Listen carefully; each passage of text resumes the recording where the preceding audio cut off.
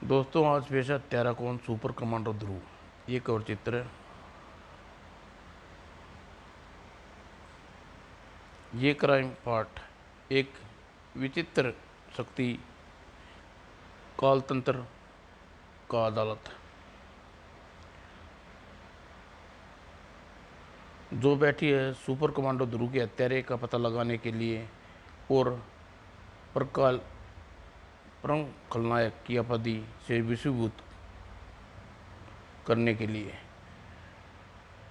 उपस्थित महा खलनायकों एवं माफिया सरदारों केवल कालतंत्र के मध्यांतर के दौरान अपने सर्वज्ञानी रोबोट बायोट्रॉन की बैटरी चार्ज कर चुका है और महाखलनायक धवनीराज बोनावामन और खलनायिका ब्लैक कैट तथा यह दावा है कि उन्हें ध्रुव को मारा है खारिज किया जा चुका है।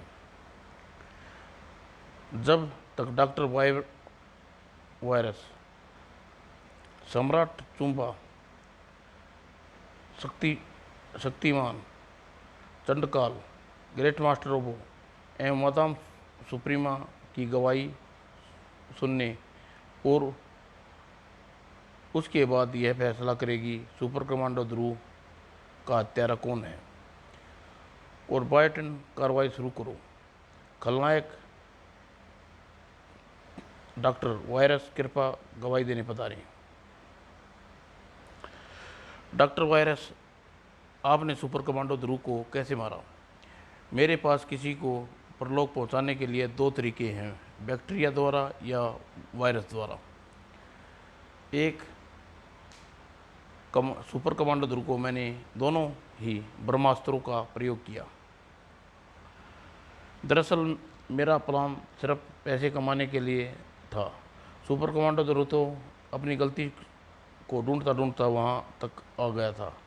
मैंने राजनगर में उत्तरी भाग में एक लाइब्रेरी बनाई थी और ऊपरी तौर पर उस लाइब्रेरी का मकसद माइक्रोबायोलॉजी में नई नई रिसर्च करना था। लेकिन अंदर की बात यह है कि मैं वहाँ पर अपने लिए नए नए घातक किस्म के जीवाणुओं और विषाणुओं का निर्माण करता था। लाइब्रेरी में प्रयोग की आड़ में चूहे खरीदने शुरू कर दिए और एक जिंदा चूहा की कीमत दो रुपये देता था।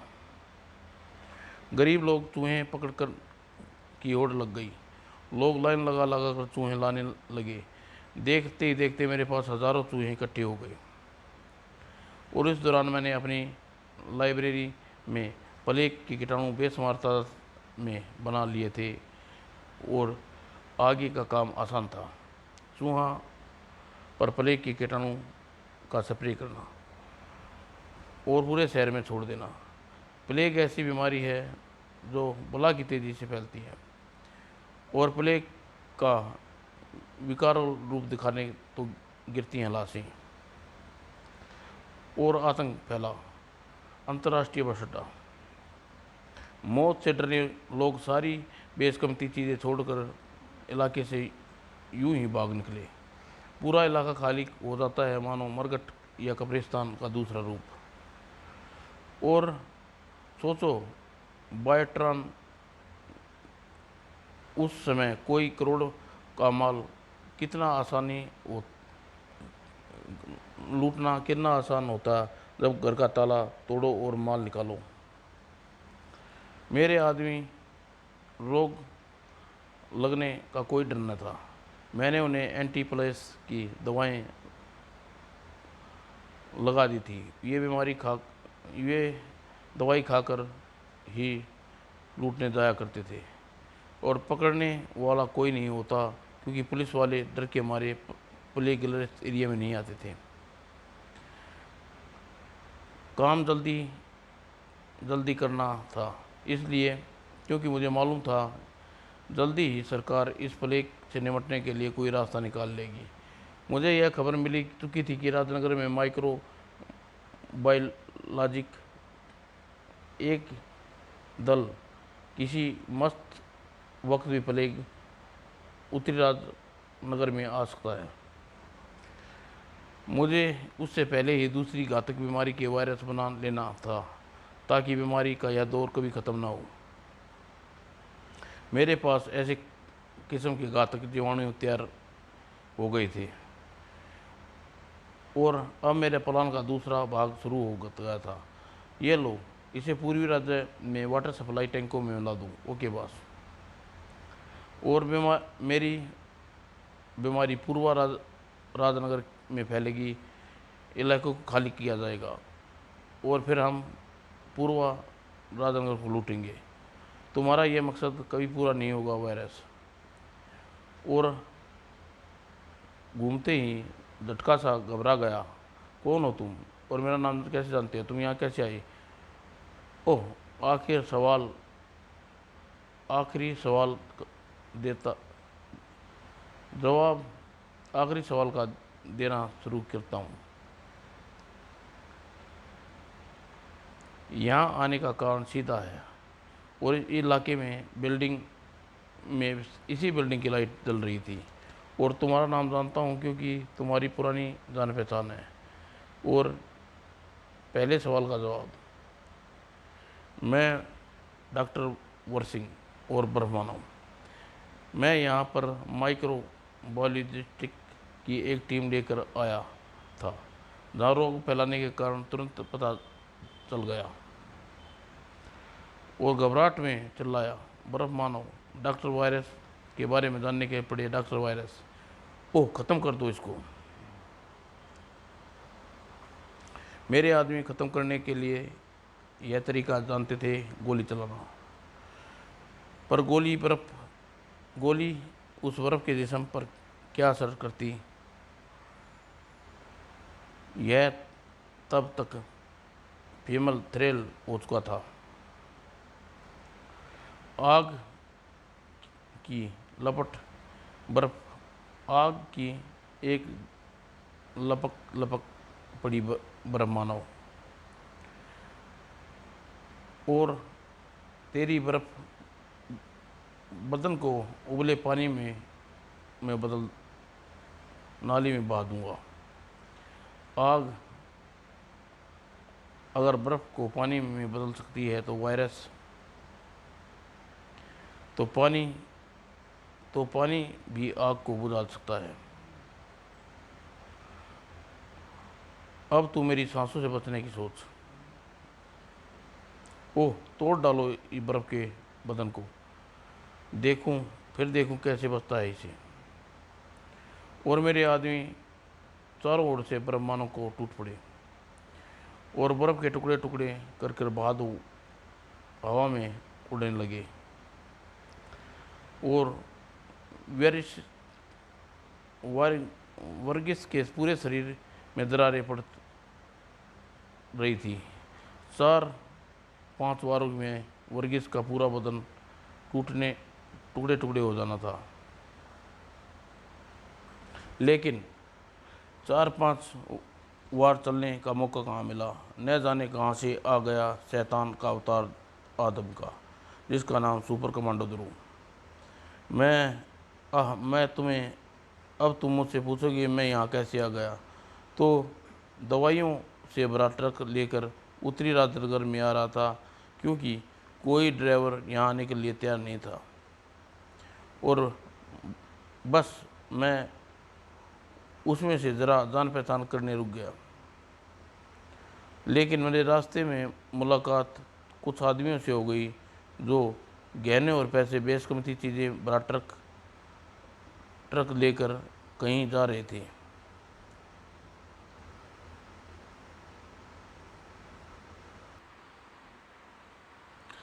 बस फिर मैं यहाँ आ गया और अब यहाँ आ गया तो तुम्हारी मिजाज पुष्टि करके ही जाऊँ। अब इसको बड़े जेल खाने की सैर करा दी जाए। क्या ख्याल है डॉक्टर वायरस? अति उत्तम ख्याल है ध्रुव। तुम दोनों सहायक मेरी ओर बढ़ रहे थे, असहाय समझकर मुझे मेरी ओर बढ़ रहे थे, लेकिन मैं उतना असहाय नहीं था। ये घातक वायरस वायरस तुमको मुझ तक पहुंचने से पहले ही ज़मीन में गिरा देगा और तुम्हारे वायरस मेरी बर्फ़ की दीवार को पार नहीं कर पाएंगे। वायरस कोई जीवाणु इतना ठंड में कोई भी जीवाणु इतनी ठंड में मर जाता है। ये वायरस तो बेकार, ये वायरस नहीं, बल्कि ठंड इनका असर नहीं होती। और सच कह रहे हैं ध्रुव, ये वायरस तो बर्फ़ को दीवार के पार आ रहे हैं। लेकिन तभी एक आश्चर्य हुआ, इन दुष्ट विषाणुओं की शक्ति का प्रभाव नहीं पड़ता तो मेरी अग्नि से झुलसा देगी। वह आग उगलती भट्टी जो ध्रुव और जानता था। सामरी, तुम यहाँ? एक मुश्किल सुलझाने के लिए ध्रुव दरअसल एक आधा खा चूहा हमारी घाटी में और उसके संपर्क में आते ही नागरिक बीमार पड़ गए।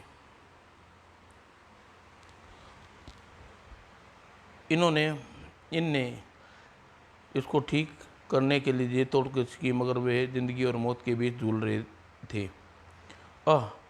तुरंत बाद कुछ नागरिक बीमार पड़े। मुझे तुम लोगों का इलाज पता करने निकल पड़ा और चील के आने की दिशा मुझे अभ्यास हो गया। वह चील नगर की तरफ से आई है। बस मैं इस रोग की दवाई की खोज यहाँ आ गया और पूरे इलाके में इसी इमारत के इर्द गिर्द चहल-पहल थी और यहाँ पर मुझे तुम मिल गई। वाह, लगता है किसी सर्किस कंपनी के साथ शो चल रहा है। एक बर्फ़ फेंकता है, दूसरा आग फेंकता है, एक कलाकार कलाबाज है। लेकिन अब यह शो ख़त्म होने का समय आ गया। दोनों विषाणुओं से मिश्रित तुम तीनों के साथ मौत का खेल का इनाम देगा और 2 मिनट के अंदर अंदर तुम लोग सभी अंगों को लकवा मार जाएगा और तुम लोग मेरी आंखों के सामने ठहाके के बीच एड़ियाँ रगड़ रगड़ कर मरोगे।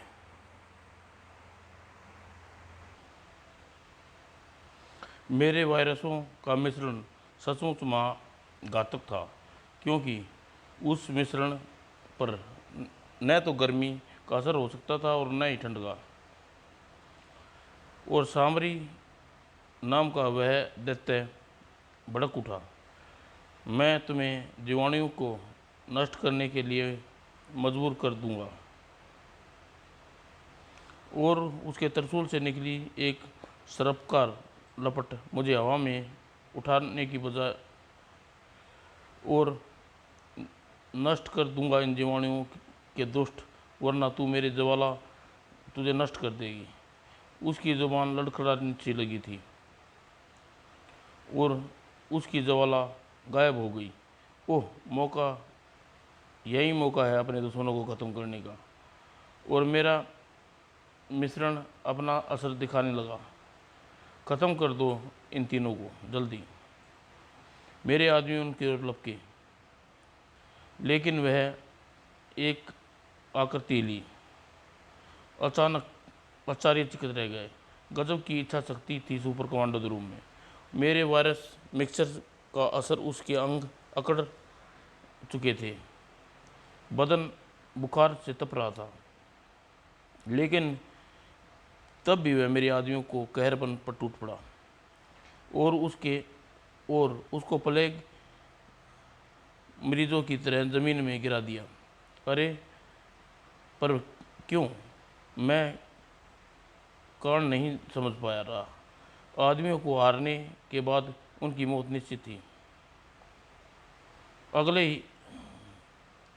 और बदन बुखार से तप रहा था। अगले ही पल मैं उसकी इस हरकत का समझ गया और वह ढूंढ लिया।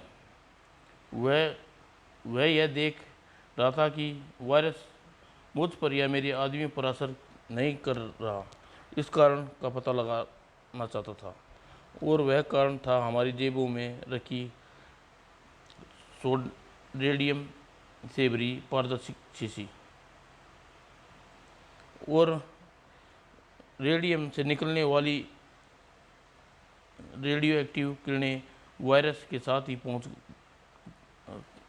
हमारे साथ पहुंचने पहले ही ख़त्म कर देती है।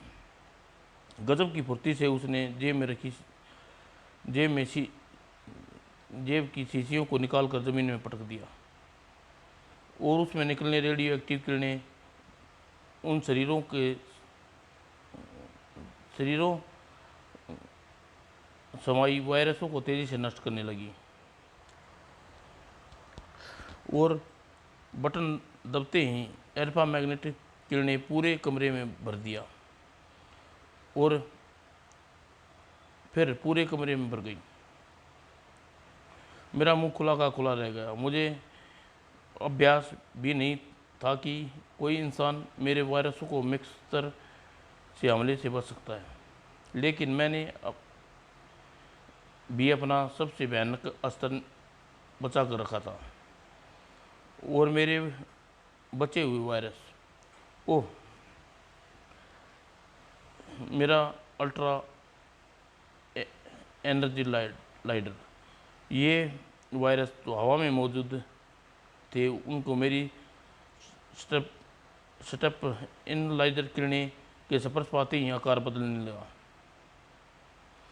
और इतने बड़े आकार के वायरस रेडियो एक्टिव किरणों की बेसर थी और सामरी की ज्वाला और बर्फ शक्ति की किरणें भी।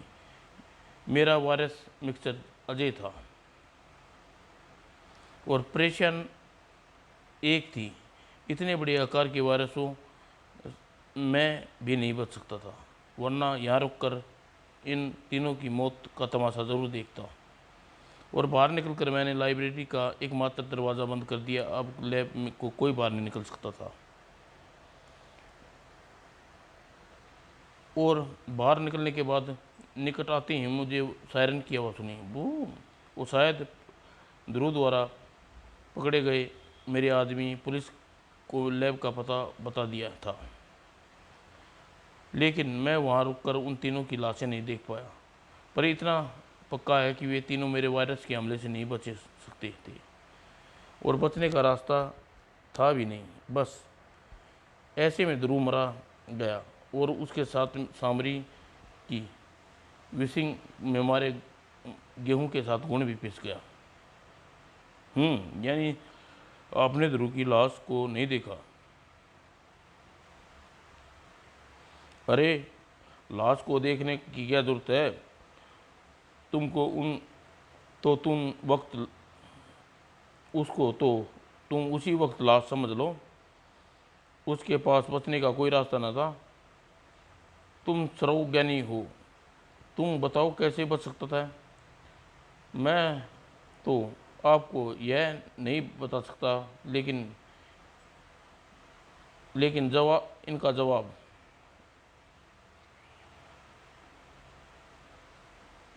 ये कैसे बच गए, ये तो नहीं हो सकता, असंभव। और सुपर कमांडो ध्रुव शख्सियत का नाम का वायरस जो असंभव को भी संभव करके सप्ताह रखता था, ओह, यह उसी के दिमाग था जो आज हम दोनों यहाँ पर जिंदा हैं। तुम दोनों तुम्हारे वायरसों से बचना सचमुच असंभव था। ओह, इसको रोक पाना संभव है। इन पर मेरी शीत लहरें का कोई असर नहीं हो रहा। आपको सामरी और डॉक्टर वर्षिन को बर्फ मानव दे सकते हैं।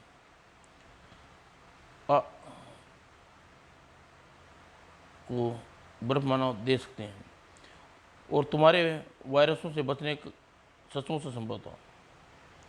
तुम सच कहते हो बर्फ मानव, मेरी ज्वाला इन पर बेअसर है और ये शरीर को ढकते ही जा रही हैं। हमारी सारी उम्मीदें साथ छोड़ रही हैं, लेकिन उस परिस्थितियों में ध्रुव का दिमाग सजग था। एक रास्ता है, सिर्फ एक रास्ता, लेकिन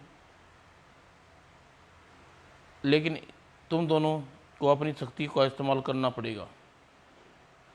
हम पावर यूनिट जीवाणुओं को ख़त्म कर सकते हैं, पर तुर यह क्या होता है? ध्रुव ठीक कह रहा है सामरी। डाइजेशन जीवाणुओं की नष्ट करने की एक प्रतिक्रिया होती है। इसमें वस्तु जीवाणुओं को नष्ट करने वस्तुओं के जीवाणुओं को नष्ट करना होता है। उसे पहले 100 डिग्री सेंटीग्रेड तक गर्म करने और फिर उस पर 4 डिग्री सेंटीग्रेड ठंडा कर देते हैं। उसके सारे जीवाणु मर जाते हैं और पेटेंट में आने वाले दूध को इसी प्रक्रिया में जीवाणु रहित किया जाता है। वाह, मैं ज्वाला से इस कक्ष में का तापमान बढ़ा देता हूँ। मैं उस दौरान ज्वाला तापमान उस तापमान से तुम लोगों की रक्षा करेगी और फिर इस कक्ष का तापमान एक आध गिरा देना। और हमने वैसा ही किया और सामने नतीजा भी नहीं आया था कि हमने सोचा हुआ था। सारे जीवाणु देखते ही देखते ख़त्म हो गए और हमारे बाहर जाने तक डॉक्टर वायरस भाग चुका था। उसके बाद हम वापस अपने अपने रास्ते चले गए। ध्रुव को उसके बाद क्या हुआ हमको पता नहीं, पर इतना स्पष्ट है कि ध्रुव डॉक्टर वायरस ने नहीं मारा। यह स्पष्ट है कि अब मैं इन दोनों के मस्तिष्क में घटनाक्रम को वापस भेज देता हूँ। डॉक्टर वायरस, तुम अग्निसार के पार जाकर इंतज़ार करो ताकि अगली गवाही सुनूंगा। और बायोट्रॉन, अगले महाखलनायक को गवाही के लिए उपस्थित करो। महाखलनायक चुंबक सम्राट चुंबा, क्या गवाही देने के लिए पधारे हैं? जो क्राइम कार्ट की अनोखी बात हो बताइए। नहीं, यह गवाही नहीं देनी। माफ़ कर दो, मुझे जाने दो। क्या हुआ चुंबक सम्राट चुंबा? मैंने ध्रुव को नहीं मारा कंकाल तंत्र। मैं तो यूं ही यहाँ किस्मत आजमाने चला आया था। मैं झूठी गवाही देने आया था, पर आपका रोबोट बायोट्रॉन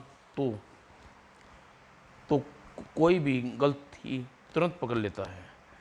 गलती न तो गवाहों की चुटकियों में यहाँ बुला लेते हैं।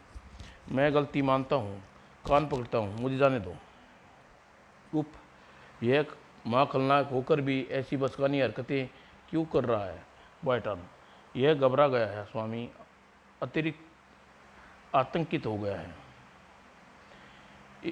इसके भी बाद में निपटूंगा। फिलहाल इसको अपने व्यक्तिगत कारागृह में भेज दे और तुम अगले गवाह को बुलाओ। बायोट्रॉन। महाखलनायक, श्रीमान राक्षस चंडाल, आपकी गवाही देने पधारे। 5वां गवाही।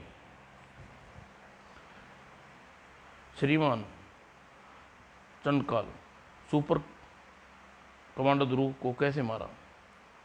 यह सवाल अगर तुम मुझसे पहले पूछ लेते तो बाकी लोगों को परेशानी से बचा देते, क्योंकि मेरी गवाही के बाद किसी की गवाही सुनने की जरूरत नहीं पड़ेगी।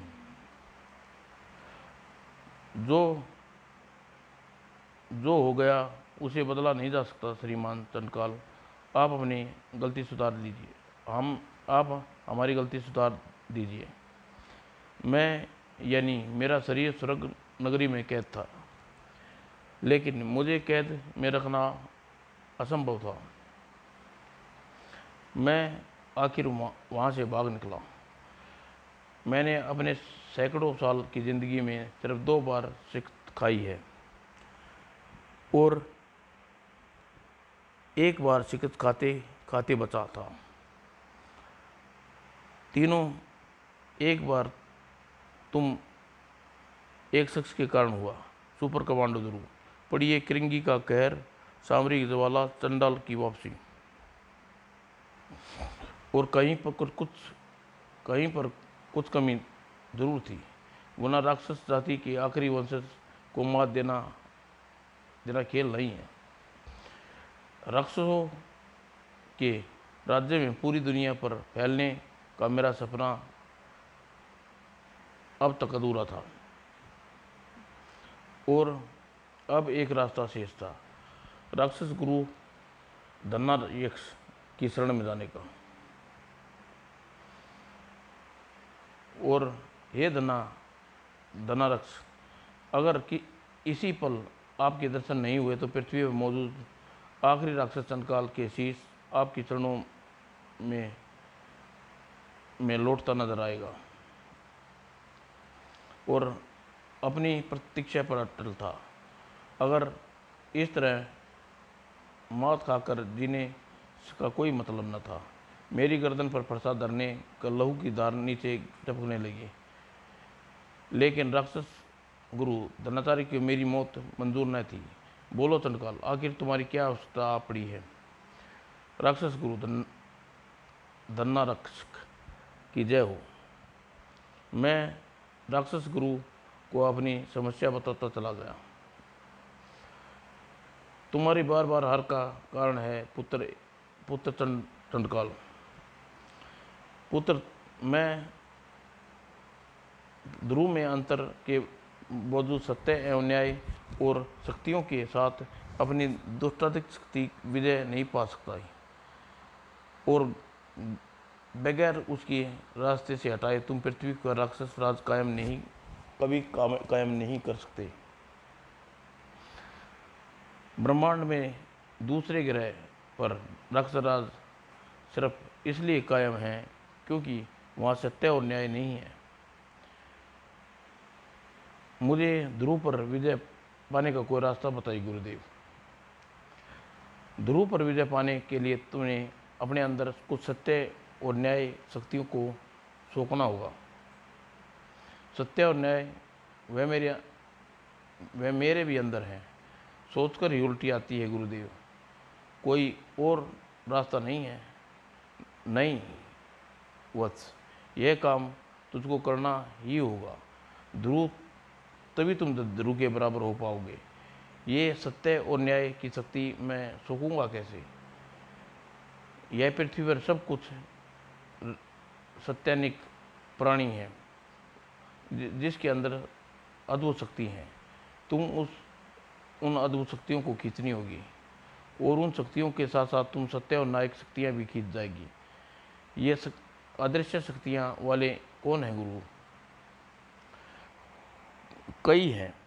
एक तो तंत्र विशेषज्ञ कन्या लोरी, एक वनराज हनुमान के वंशज यति गुरु सक्तालु, और ऐसे ही कुछ और भी हैं।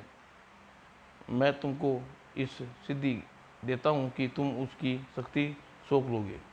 विजय हो पुत्र। और उसके एक रास्ता मिल गया जो मुझे कामयाबी की मंजिल तक पहुंचा सकता था, और सत्य न्याय की शक्तियाँ अपने अंदर सोखने का ख्याल घिन सी आ रही है मुझे। लेकिन इसके अलावा कोई रास्ता न था। मेरी शक्तियाँ खींचनी शुरू कर दी। ओह, यह मुझे क्या हो रहा है? मेरे अंदर एकदम कमजोरी सी महसूस हो रही है। ओह आह, ध्रुव मौत का कारण बनूंगी। कभी नहीं। वह लड़की बुदबुदाई और चीखती हुई नीचे गिरी। आह, ओह, मेरी मानसिक शक्तियाँ खींच रहा है। मुझे मानसिक संदेश मिल रहे हैं। इन शक्तियों का उपयोग ध्रुव को खत्म करने के लिए किया जाए, क्योंकि उसकी शक्तियों को मैंने सोख लिया। और गुरु धन्यचार्य का कहना सच है, मैं अपने आप को पहले से अधिक शक्तिशाली महसूस कर रहा था। और अब बारी थी यति कुमार सक्तालू की। तुम सिर दी यति राज बनने वाले हो कुमार जिंगालू। उससे पहले तुमको अभी कुछ नियमों का पालन करना आवश्यक है। पहला नियम, यह क्या हो रहा है, मेरी शक्तियाँ खींच रही है, यह कैसा असंभव है गुरुदेव। और जिंगालू, कोई दुष्ट मेरी शक्तियाँ खींच रहा है, उन्हें रोको। पिशाचू बगीरा, गुरुदेव को संभालो, मैं उस रहस्यमय चक्रवात के पीछे करता हूँ। जय गुरुदेव। और इस वक्त मेरे अंदर शक्तियाँ दौड़ रही थी, उसका जिगालू की शक्तियाँ का तिनका भी नहीं था। लेकिन अभी मुझे और कई लोगों की शक्तियाँ छोकनी थी। और बाद में वह बंदर मेरे पास आ रहा है, लेकिन मेरी उसकी मुठभेड़ बाद में हो चुकी थी। उसकी मुठभेड़ एक बार हो चुकी थी और मैं उसकी शक्तियाँ जानता था। मुझे अब निमंत्रणा था ध्रुव से। बोलो नताशा, क्या लोगी? और इस बार मुझसे जीत नहीं सकता। लेकिन अब मेरी पास दुनिया को तबाह करने के लिए वाली शक्तियाँ थी। लिखिए, एक मलाई कोफ्ता और एक, ओ माय गॉड ध्रुव देखो, वह आदमी एक राक्षस बदल गया। मैंने एक किरण इसके आकर टकराते हुए देखी। ओ बचो, बचने का सवाल कहाँ था। मैंने उस आदमी को राक्षस बनते के साथ साथ ही उसमें अमानवीय शक्ति भरी थी। मेरे वारों का इस पर कोई असर नहीं हो रहा। ध्रुव ठीक कह रहा था कि कोई राक्षस एक मानव पर वार का कोई असर नहीं होता। वह ध्रुव को उसी पल खत्म कर डालता। वह लड़की नताशा उसकी मदद पर न आई होती तो। और क्योंकि एक सीधे से वार से टेबल नाइफ राक्षस के दिल में धंसता चला गया। और अरे, दिल में चाकू खाकर भी जिंदा है। ध्रुव, यह प्राणी खतरनाक है, इसे रोकने का कोई, खत्म करने का कोई सोचो। एक आदमी है नताशा, अगर किसी ने इसको चमत्कार तरीके से दैत्य के रूप में बदल दिया है तो इसका तो इसमें इसका क्या कसूर। ध्रुव अपने तर्क सही था और नताशा तर्क अपनी जगह। कई बार बेकसूर को भी मारना पड़ता है ध्रुव, और इस रूप में इसकी हत्या, किसी की भी हत्या कर सकता है। ओह, और वो हत्याकांड का जिम्मेवार हम होंगे। ओह बताओ, मैं क्या करूं? मैं इसकी जान नहीं ले सकता। तुम सिर्फ इसको किचन तक धकेलने की कोशिश करो, बाकी मैं संभाल लूंगी। और ध्रुव मेरी किरण द्वारा बच गए दैत्य से उलझ गया। वो लड़की किचन की तरफ भागी। लेकिन ऐसे जुझारू इंसान के पास मौत भी धीरे धीरे आती है, हट हट। और ऐसी बला के साथ उलझता हुआ था ध्रुव, जांबाज ध्रुव, जो पल भर में के लिए दिल में ख्याल आया कि काश ऐसा योद्धा राक्षस जाति में पैदा हुआ होता और राक्षस बगैर किसी प्रयास के पूरी पृथ्वी पर कब्जा कर लेते। और जिस बला से वह देखकर अधिकतर मानव के दिल धड़कना बंद कर दें, जिस दैत्य का आसमानीय शक्ति हो, जिसको हराना असंभव हो, जिसके दिल में चाकू धंसा हुआ फिर भी जिंदा हो, ऐसी बला से जूझ रहा था हुआ था वह जांबाज ध्रुव। के लिए मेरे दिल में यह ख्याल आया, काश ऐसा योद्धा राक्षस जाति में पैदा हुआ होता तो राक्षस बगैर किसी प्रयास के पूरी पृथ्वी पर कब्जा कर लेते। और पल भर के लिए मैंने अपनी दुश्मन को तारीफ कर बैठा। ध्रुव थक चुका था, लेकिन उसका वार इतनी ताकत थी जिसकी ताकत थी। लेकिन जैसे ही वह नींद में जागा और दैत्य को किचन के दरवाजे की तरफ ले आया, ध्रुव इसको किचन के अंदर धकेल दो, जल्दी करो। और उसने उस दैत्य को उछाल कर किचन के अंदर फेंक दिया। और उसी पल नताशा ने माचिस की तिली जलाई और माचिस में आग लगाई और इसके साथ उसने किचन के अंदर फेंक दिया। और नताशा ने किचन में सारी गैस सिलेंडर खोल दिए थे और रोशनी के धमाके से मेरी आंख चुंधी आ गई। और मैं पल भर में समझ गया था कि क्या होगा। और गैस में आग पकड़ते ही किचन में नरक का छोटा सा रूप बना दिया था। दैत्य को राख में बदलते मिनट भी न लगा होगा। हम जीत गए ध्रुव। यह जीत नहीं हार है नताशा। हमको एक आदमी की जान लेनी पड़ी। वह जान तुमसे नहीं मैंने ली है ध्रुव, और यह जरूरी भी था।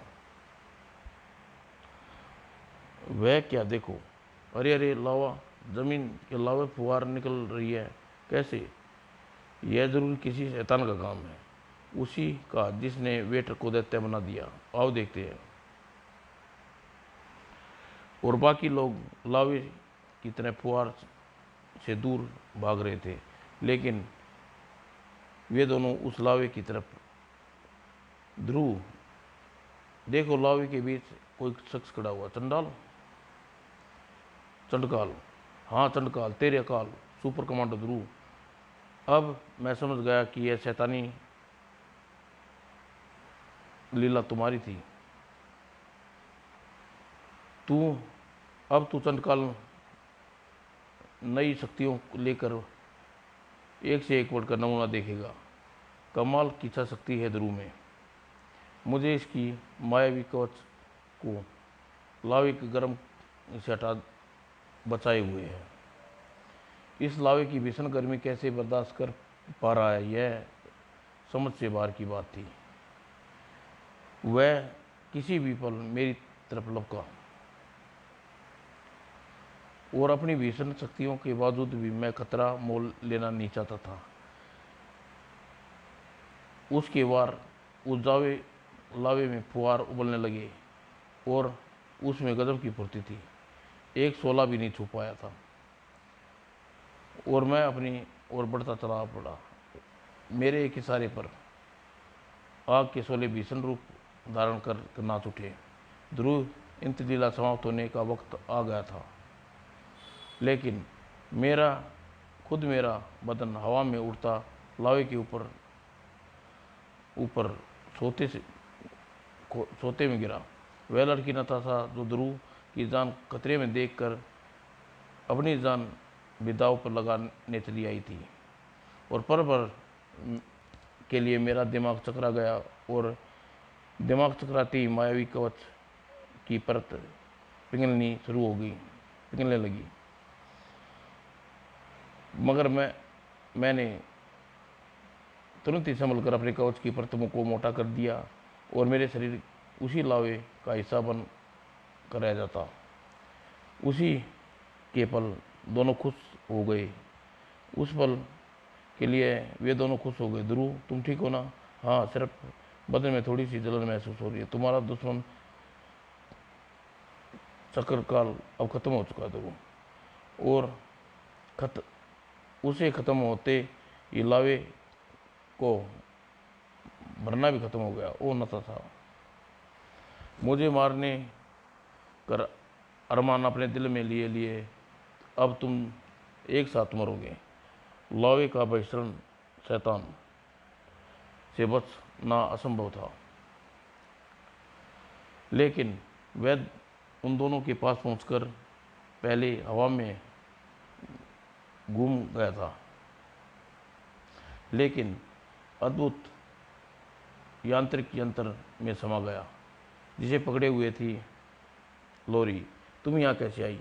बाद में बताऊंगी। यह वह तो खैर, तुम राजनगर की फ्लाइट मुझे तुरंत मिल गई।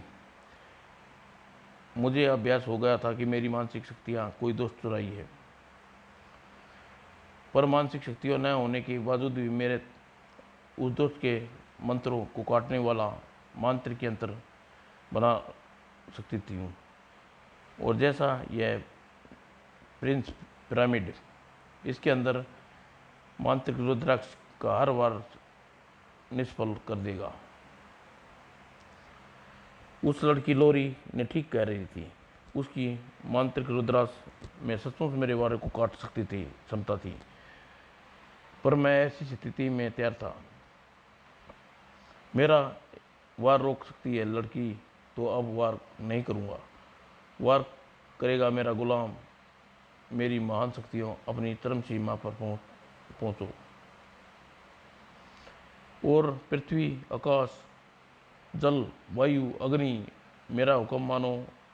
पांचों तत्व आपस में मिल जाओ और महाप्रेत की रचना करो। और पलक झपकते ही पांचों आपस में मिल गई और पांचों तत्वों से बनी एक भयानक आकृति खड़ी थी। अब इससे अपनी दुष्टता के साथ साथ सत्य, न्याय के अंश भी डालता हूँ और फूंकता हूँ इसमें प्राण। इसके अंदर वही शक्तियाँ हैं जो तुम लोगों के अंदर है, सत्य और न्याय। इस पर अपना वार चला सकती हो तो चला लड़की, नहीं तो ये तुझे मार डालेगा। ध्रुव, ओह, इस पर मेरा तंत्र ज्ञान बेकार है।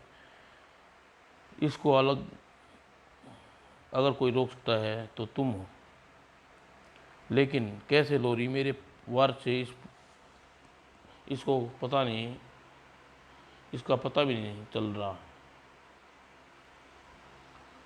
पता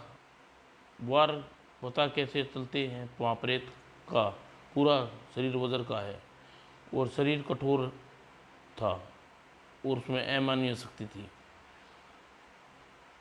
वह तो तीनों फुर्ती से उस वार को बचा गए, वरना कार के नीचे पीस डालती। भागो ध्रुव, तुम भागो क्यों नहीं रहे हो? न जाने क्यों मौत को अपनी तरफ बढ़ता देख ध्रुव भाग नहीं रहा था। वह उसका इंतजार कर रहा था और महाप्रेत कार के मलबे तक पहुंचा। और तभी मुझे समझ में आया कि ध्रुव भाग क्यों नहीं रहा था। उसकी ठोकर एक कटोर लावे का दहकता शोला कार के बाहर निकलते पेट्रोल में गिरा और एक जबरदस्त धमाका हुआ, भड़ाम, और आसपास की इमारत के शीशे चटक गई। लेकिन ओह, इसके बदन पर तो क्रोध तक नहीं आई। ध्रुव, अब क्या होगा? माँ प्रेत के हाथ उनकी तरफ बढ़ गए। अब इनको मुट्ठी में पीस में दबा कर पीट डाला। मगर अगर वह अड़चन रास्ते में न आ गई होती तो। जिंगालू, यह सब क्या हो रहा है? पहली लोरी और अब तुम लोगों को यहाँ तक कैसे आई? ओह, तू यहाँ तक आ गया बंदर। मेरा चक्रवात से बचता तुझे भटका नहीं पाया तो चक्रवात तेरा भेजा हुआ था दुष्ट, यानी तूने मेरे गुरु कालू की शक्ति चुराई है। तेरे चक्रवात ने मुझे भटका दिया था, इसलिए मैं यहाँ पर ध्रुव की सलाह लेने आया था। भटका दिया था इसलिए, लेकिन यहाँ पर मेरी सारी मुश्किलें एक साथ आसान हो गई। अल्लाह मेरे गुरु की शक्तियाँ मुझे वापस कर। वो बंदर का भीषण वार और मेरी शक्तियाँ महाप्रेत का निर्माण करते क्षीण हो गई थी और मैं चारों मिलकर मुझे मार डालेंगे, मगर महाप्रेत फिर भी उठ खड़ा न होता तो। और दोनों भीष्म का पहाड़ आपस में टकरा गए। इस बार महाप्रेत असावधान नहीं था। जिंगालू ने अपने वार से अपने आप को उसका दुश्मन साबित कर दिया था और हर वार के साथ चिंगारियां हवा में उठ रही थी। लेकिन महाप्रेत न तो चोट का एहसास न दर्द का। इसको हरा पाना असंभव है ध्रुव। लेकिन ये दोनों एहसास जगालू में मौजूद थे। इस पर किसी वार का असर क्यों नहीं हो रहा? जगालू महाप्रेत के सामने नहीं टिक सका, लेकिन महाप्रेत जगालू की जान नहीं ले सका।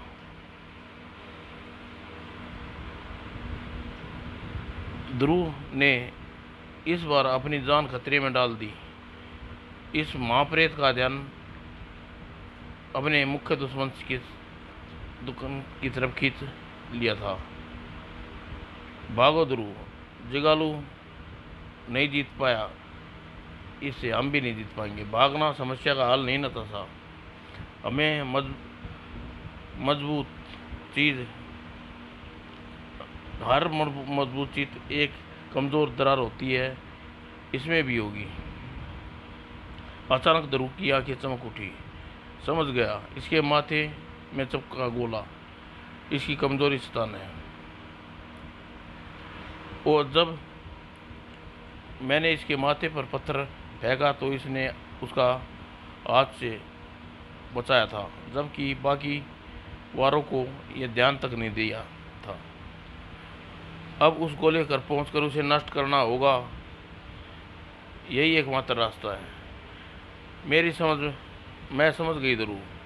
पंच तत्व मिलकर प्राणी का वह प्रकाश पुंज उन पांचों तत्वों की संदिग्ध केंद्र है और उस पर सीधा वार करने से पांचों तत्वों के बीच में बंधन टूट कर बिखर जाएगा और यह प्राणी समाप्त हो जाएगा। लेकिन जैसे कि मैं पहले ही स्वीकार कर चुका हूँ, वह लड़की लोरी महान तंत्र की ज्ञाता थी। उसने बिल्कुल सही निष्कर्ष निकाला। लेकिन महाप्रकाश पुंज एक बार करने का नतीजा वह नहीं जानती थी। इतना चंचला उसकी शक्ति एवं साहस एवं सैकड़ों वर्षों की जिंदगी में कभी नहीं देखा था। ध्रुव का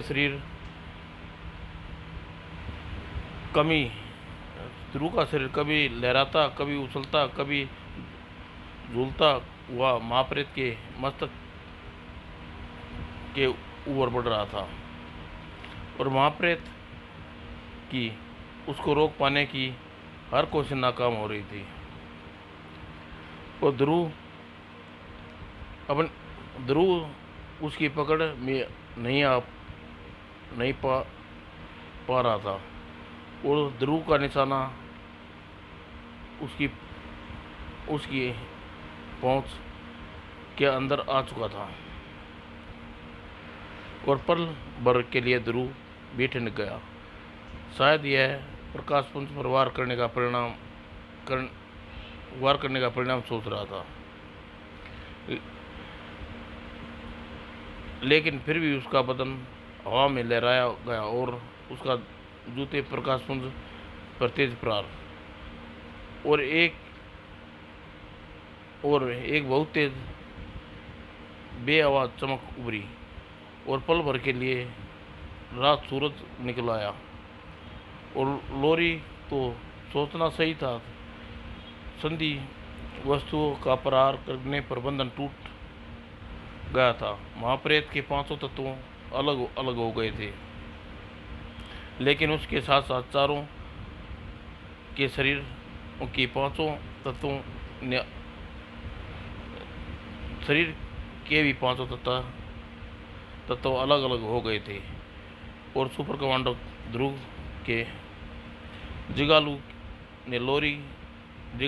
ने लोरी और नताशा के सुपर कमांडो ध्रुव को मर चुका था और रोंगटे खड़े कर देने वाली कहानी थी। अदालत में मौजूद सभी व्यक्ति भय से सिर उठे थे, सिवाय कंकाल तंत्र के, मशीनी रोबोट बायटन के। आप महान खलनायक श्रीमान चंडकाल, हमें आपकी शौर्य गाथा से सहमत हैं और अड़चन सिर्फ एक है कि ध्रुव के अलावा आपने जिन 3 प्राणियों को वीरखंड किया वे अभी तक जीवित हैं। स्वामी कालतंत्र, इनको यहाँ बुलाइए। यह कैसे हो सकता है? यह असंभव है। लेकिन ये तीनों यहाँ पर गवाह की हैसियत से आई हैं और इस समय स्वामी कालतंत्र का सम्मोहन में है। इनको यहाँ आने के बारे में कुछ याद नहीं रहेगा, लेकिन इस सम्मोहन की अवस्था में सिर्फ सच का बयान करेंगे। श्रीमान जंगालू, आपने मस्तिष्क में स्वामी कालतंत्र ने श्रीमान चंडकाल का पूरा बयान भर दिया। अब इस घटना का कृपया विस्तार सुनाइए। चंडकाल का कहना सच है। हम चारों शरीर विखंड हो गए थे और महाप्रेत विखंड होने से गुरु सकालू की शक्तियाँ भी आज़ाद हो गई थी। वे शक्तियाँ उनके पास पहुँचते ही वे सारा विख्यात जान गए। और चूँकि हमारा विखंड प्राकृतिक नहीं था, इसलिए अपनी शक्तियों द्वारा हमें चारों को शरीर वापस जोड़ने में सफल हो गई।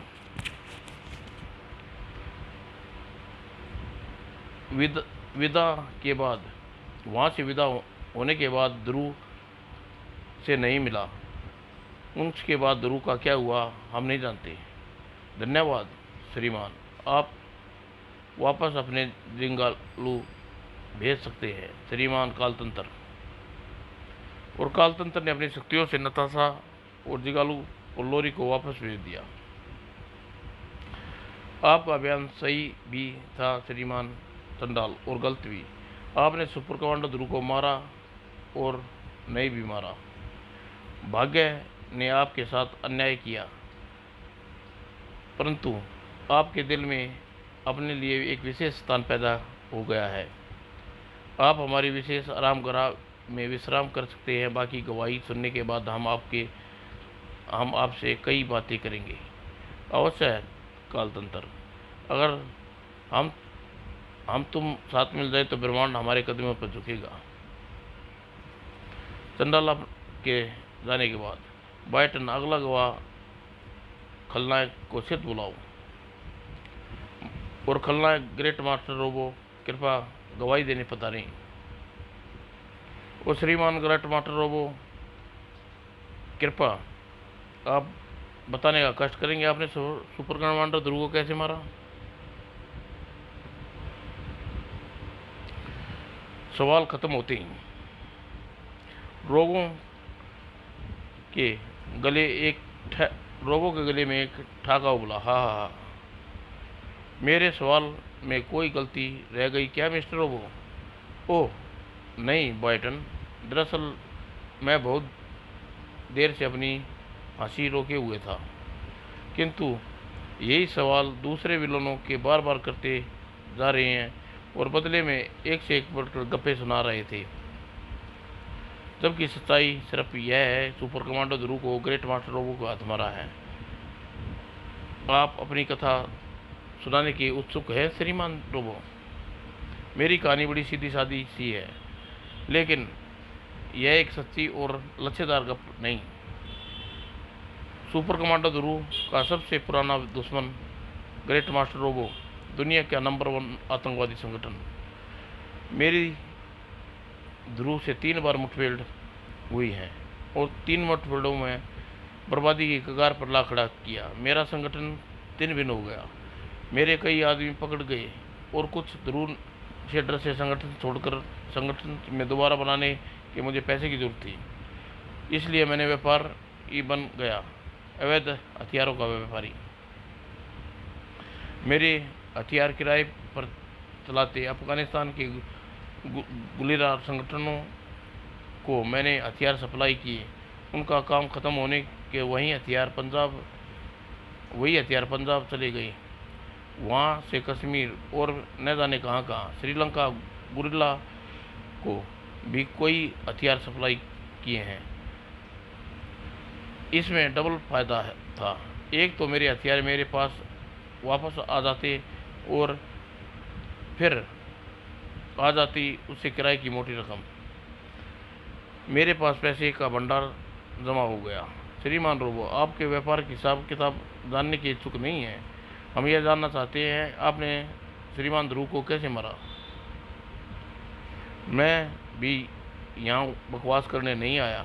मेरा यह सब बताने का एक कारण है, और वह कारण यह समझाना है कि ध्रुव की तरफ से खतरा होने के बावजूद भी मेरे राजनगर के मुख्य अड्डा क्यों नहीं बनाया। दरअसल मेरा धंधा इसी इलाके में फलता फूलता है और राजनगर के पूरे क्षेत्र व्यापारिक केंद्र है। इसी राजनगर को ही अपना मुख्य अड्डा बनाना पड़ा, और एक गड़बड़ एक मामूली बात से शुरू हुई। उस दिन मेरा गोलियों से भरा कंसाइनर गोनी बीच में गोदाम जा रहा था। अचानक गाड़ी की हेडलाइट सुनसान सड़क पर एक आकृति चमक उठी। कहने को तो वह एक आकृति थी, लेकिन मेरे ड्राइवर को भूत से ज़्यादा खतरनाक लगी। सुपर कमांडो ध्रुव को किसी तरह पता चल गया था कि गाड़ी में अवैध माल भरा है, और वह एक गलती कर बैठा था। वह गाड़ी को एक सरसरी सड़क पर रोकने की कोशिश की थी, और अगल बगल बचने की कोई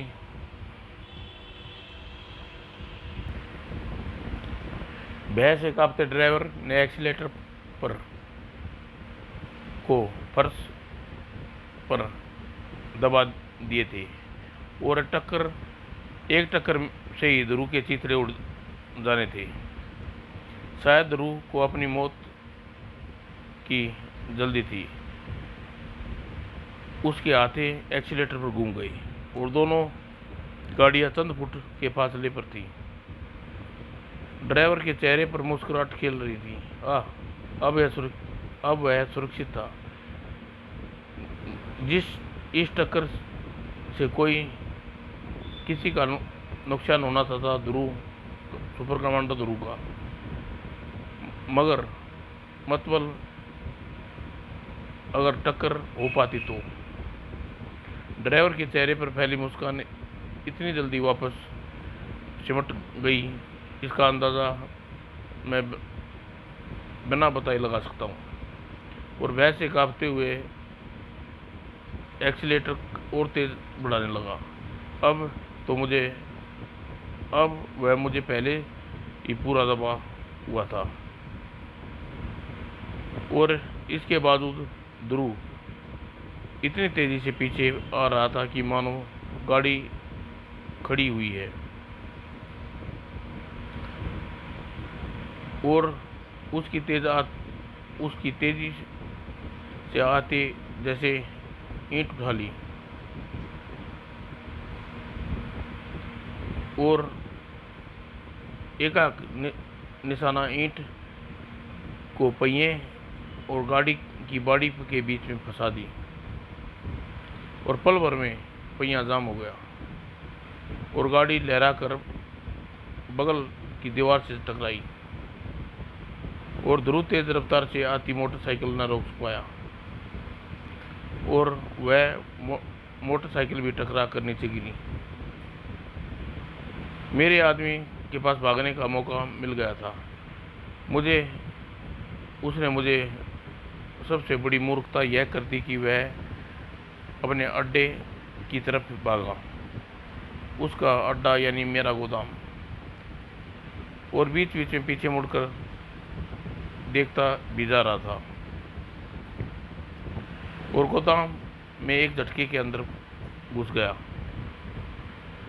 और गोदाम के बीच मौजूद अपने अंडरग्राउंड अड्डे पर बैठा वर्ल्ड सर्किट टीवी पर उसकी शक्ल देख रहा था कि कोई गड़बड़ हो गई है और भय से कांपा वह सारी घटना का बयान करता चला गया। ध्रुव कहीं नजर नहीं आ रहा था, वह निश्चित हो गया था और हर शब्दों से मेरे दिमाग में शोले भरते चले गए। मेरी क्रोध भरी आवाज़ उसके शख्स के कानों गोदाम के कोना कोना कांप उठा। वह तुम्हारे पीछे लगा होगा मूर्ख, और अब यहाँ आता ही होगा। अगर वह जिंदा वापस गया तो तुम सब तो मर गई। और मेरी आवाज़ ख़त्म होते ही एक आवाज़ वातावरण में गूंज रही, दरवाज़ा खुलने की चरमराहट, गोदाम की बत्तियाँ तुरंत बुझा दी गई और फिर उसके बाद आई एक प्रभावशाली आकृति। सुपर कमांडो ध्रुव मेरी मात तक आ पहुँचा था, जहाँ मेरे आदमी अलग अलग जगह छिप कर बैठे थे, घात लगाए और ध्रुव पर हमला करने के लिए तैयार। ठीक ठाक आवाज़ के साथ गोदाम में क्या टूट पड़ा। शायद चाकू आने की दशा ने ध्रुव को पहले आदमी का पता बता दिया था और मेरे आदमी अपनी मूर्खता से ध्रुव के हमले करते जा रहे थे। वह हर ध्रुव को अपने दुश्मन छिपने की जगह पता बता रहा था और मैं चाहकर भी अपने आदमियों की सलाह नहीं दे सकता था। मैंने अपने आदमियों पर भरोसा करके बहुत बड़ी गलती की। मेरा भांडा फूटने वाला था। मैं खुद बाहर निकलकर ध्रुव का सामना करने की सोच ही रहा था कि एक आवाज़ मेरे कान को रोका, बोलो तुमने मेरे आदमी को यहाँ बोलो तुमने अपने आदमी को कहाँ छुपा रखा है? कौन सा आदमी? अरे बदमाशों, आप कौन सा आदमी? अरे बादशाहों, आप तो सुपर कमांडो ध्रुव हो। बड़ी गलती हो गई जी, असी अंधेरे में आपको पहचाना नहीं। वह आदमी किधर गया? कौन सा आदमी जी? वो गोदाम गोविंद, देख उधर देख, वो कौन रहा? कोई चोर लगता है, हमारे गोदाम का आदमी नहीं है वो। यानी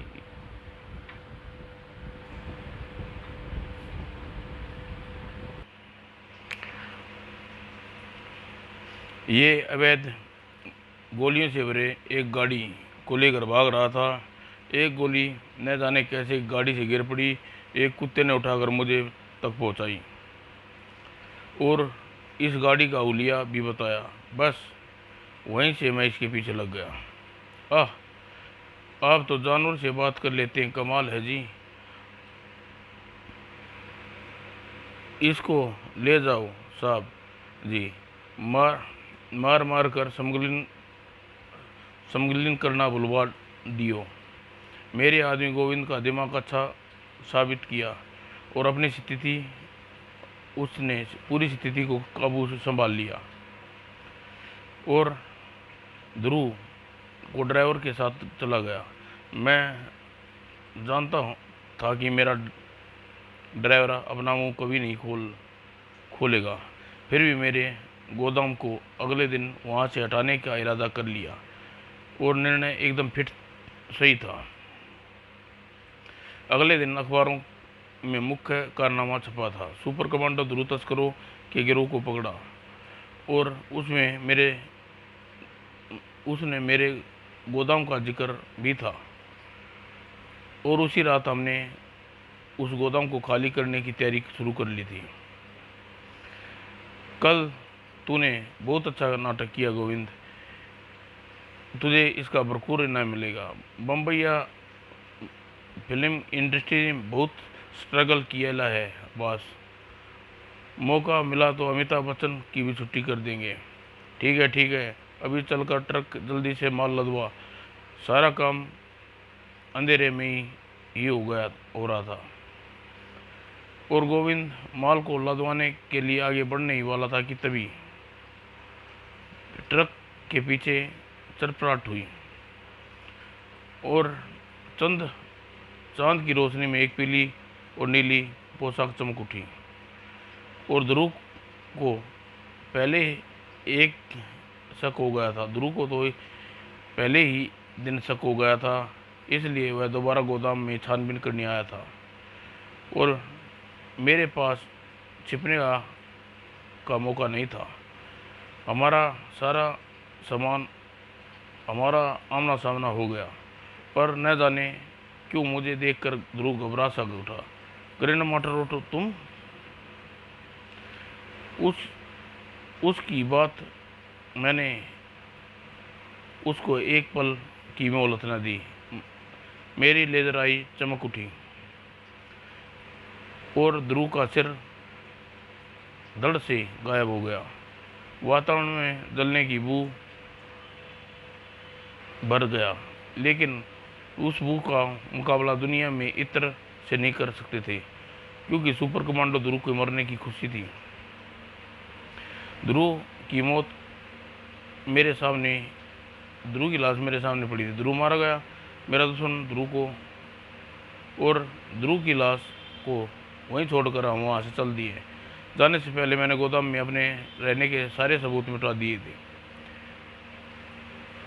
फिर मैं अगले दिन धमाकेदार खबर का इंतजार करने लगा, लेकिन कुछ भी नहीं हुआ। कहीं भी कोई खबर न छपी थी। न जाने अखबार, रेडियो, टीवी ध्रुव की खबर को दबा दिया गया था। ध्रुव की मौत की खबर पुलिस ने गुप्त रखना चाहते थे, इसलिए एक बार यह खबर अपराध के बीच फैल गई तो हर अपराधी ध्रुव को मारने का दावा करने लगा और सच्चाई मैंने आपको सामने बयान कर दी है। कमांडो ध्रुव को मैंने मारा है, मैंने मारा ध्रुव को। हम आपकी कथा कोई गलती नहीं है श्रीमान रोबो, पर आपका कथा का कोई गवाह नहीं है। आपकी कथा सत्यता का प्रकार कैसे किया जाए? मैं मूर्ख नहीं हूँ बायटान। ध्रुव की लाश गोदाम में छोड़कर जाने से पहले मैंने उसकी बेल्ट उतार ली थी। वह मेरी कहानी का सबूत है। वाह क्या आप वह बेल्ट हमें दिखा सकते हैं? ऐसा सबूत मैं लिए नहीं फिर घूमता बायटन। वह मेरे बोल्ट अड्डे में सुपरस्टार लॉकर में सुरक्षित रखी है। अब आप जाकर वह बेल्ट लेकर आइए ग्रेट मास्टर रोबो, और परखने के बाद हम फैसला करेंगे। मैं अभी जाता हूँ और वह दावा साबित करने का वापस आऊँगा और अग्नि द्वार रोबो को अपने अड्डे में पहुंचा दिया। हाँ, क्या गप्पे सुनाने को मिली हैं। चांद की सतह पर मारा, सांप सीढ़ी खेल में मारा, डायनामाइट से उड़ा दिया और ध्रुव का शरीर विखंडित कर दिया। लेकिन मैं तो जानता था कि ध्रुव को मैंने मारा है और यह रहा सबूत, सुपर कमांडो की बेल्ट। वाह, अब तुम बेल्ट हमारे सामने अपने आप को हमारे हवाले कर दो ध्रुव के हत्यारे। ओह कंकाल तंत्र, तुम यहाँ पर क्यों आई? कुछ गड़बड़ लगती है। कौन हो तुम? मैं धनंजय हूँ, ग्रैंड मास्टर रोबो स्वर्णनगरी का धनंजय। वही स्वर्णनगरी जिस पर तुमने हमला किया था। तो मैंने और ध्रुव ने तुम्हारी मुंह तोड़ जवाब दिया। ओह, ये सब ध्रुव के हत्यारे को पकड़ने का नाटक था। हाँ, और तुम सभी ये नाटक के दर्शक और पात्र भी। ओह, यानी कि सभी विलेन कहाँ है धनंजय? और तुमने उनको कहाँ भेज दिया? हर खलनायक अपनी सही जगह पर जा चुका है धनीराज। बोना Vaman, black cat, doctor virus, चुम्बा सभी पुलिस की हिरासत में हैं और चंडकाल स्वर्णनगरी में। और जब अब तुम चुपचाप मेरे साथ चलोगे और फिर तुम्हें अपनी वैज्ञानिक शक्तियों का प्रयोग करने पर मजबूर वैज्ञानिक सत्य करने पर मजबूर करोगे। धोखेबाज, मैं तुम्हें विद्रोह की जैसी मौत में जलाकर राख कर दूंगा। बेकार चेष्टाएं मत करो रोबो। तुम कोई वार मेरी ऊर्जा के कवच को नहीं भेज सकता। और लेकिन तुम यह एक मामूली सा वार भी नहीं सह सकोगे।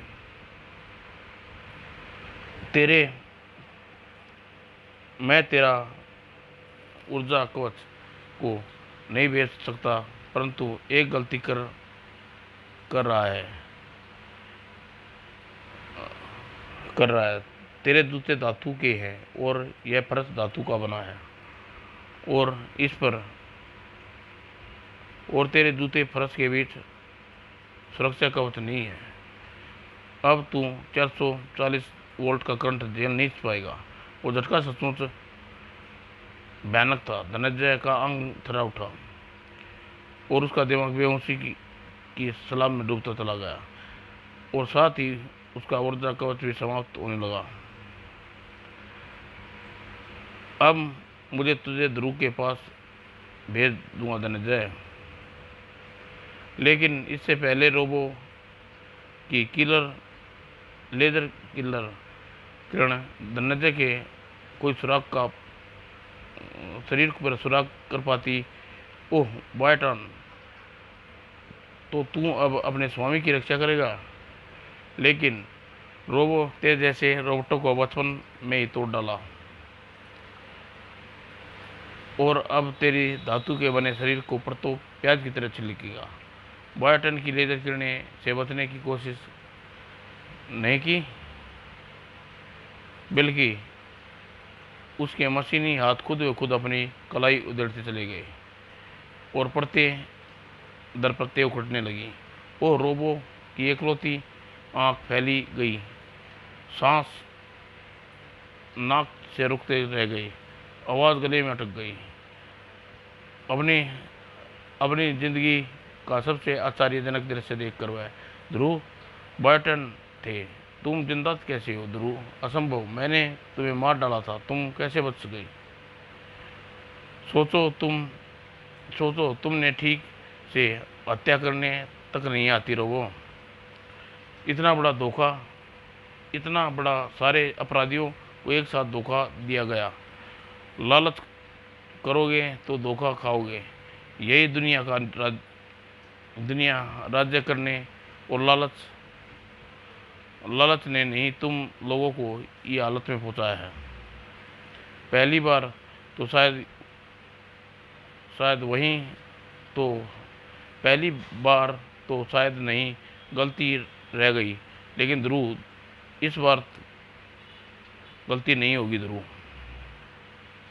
तुम लेजर किरणों से अपने अड्डे को तबाह कर लोगे रोबो। मुझे तो ये छू भी नहीं पाएगी। सच कहता है तू बच सकता है, पर लेकिन तेरा बेहोश धनंजय नहीं बच सकता। अगर तू हिला तो एक लेजर ब्लास्ट इसकी खोपड़ी उड़ा दूंगा।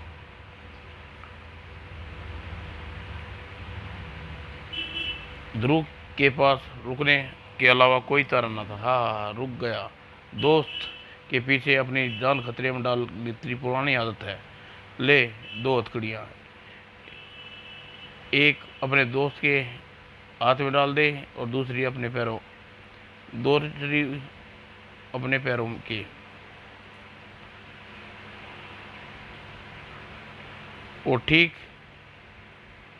से हाथ को पीछे कर, वाह, अब तेरा नहीं बल्कि मेरा कैदी है, पैरों को बांध दूं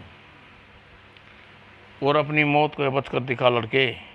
ध्रुव ने तेजी से जमीन पर गिरा और लुढ़कता चला गया। उसका शरीर बाहर निकलने लगा।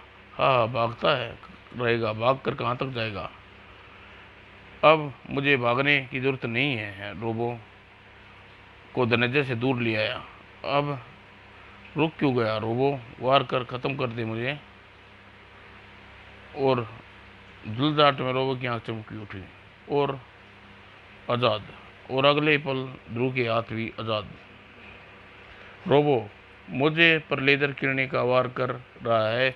ये किरणें एक प्रकाश किरणें की एक कवच का रूप धारण होती हैं और इसकी प्रकाश किरण को विचलित किया जा सकता है और परिवर्तन करने के लिए काम आएगी हथकड़ी चमकती सतह। और अगर किरण को सही कोण में प्रकाशित किया सकूं तो मेरा हमला बन जाएगा और मेरी लेजर किरण से मेरी लेजर आई नष्ट कर डाली। अब मेरे सबसे बड़े हथियार नष्ट हो गया। यह पापा दापा, अब कोई जबड़ा भी नष्ट होने वाला है रोबो तुम्हारा। और रोबो जमीन पर परला पटका। ध्रुव बेरहम ने आई। अरे, तुमने तो बगैर मेरी मदद के अपने हत्यारे को पकड़ लिया ध्रुव। लेकिन ये सब क्या चक्कर था? तुमने पूरी बात अब तक मुझे नहीं बताई। रोबो की कहानी एकदम सच्ची थी धनंजय, लेकिन उसमें ध्रुव के रूप में एक दूसरे लड़के टोनी और ब्लैक काम को मारा था। उसकी शिनाख्त मैंने उसकी पोशाक पर लगे टेलर के लेबल से के जरिए की थी और उसका पता ढूंढकर मैं उसके रहने के स्थान पर गया। वहाँ अकेला रहता था। वहाँ पर मुझे वहाँ उसके हाथ लिखी डायरी मिली। उसमें सारी बातें साफ साफ लिखी थी। दरअसल वह मेरा खास पसंद था, मेरे जैसा क्राइम फाइटर बनना चाहता था। उसने मेरे जैसी पोशाक सिलवा रखी थी। अखबारों में मेरे कारनामे के स्थान पढ़कर वह अगले दिन उसी जगह पर छिपकर जाता था और मेरी तरह नकल करके कोशिश करता था।